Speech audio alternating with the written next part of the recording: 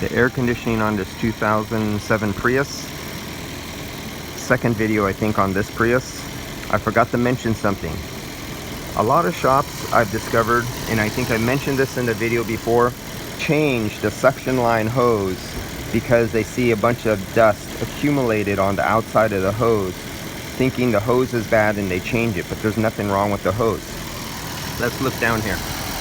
Do you see that water down there? Let's see if I can focus on it.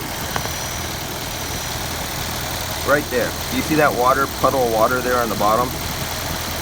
Flickering.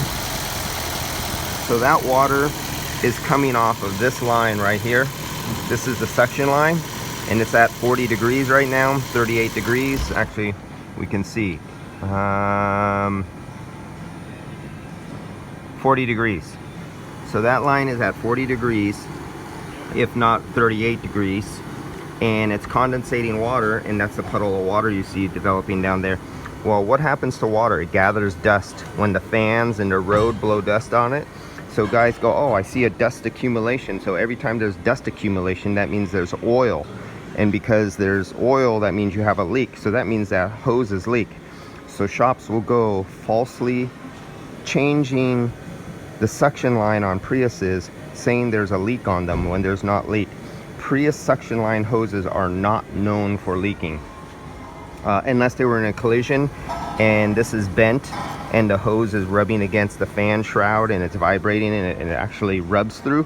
But Prius hose suction lines are not known for leaking, but shops are changing them because of all the water that accumulates from the condensation, and then the road dust sticks to it and they see a big dust circle and they go, oil attracts dust means leak. No, in this case it's water attracts dust, means it's not leaking, it's good. But that's just a false diagnosis thing that I see happen in a lot of shops, and customers are getting charged for suction line Prius hoses when they're not leaking.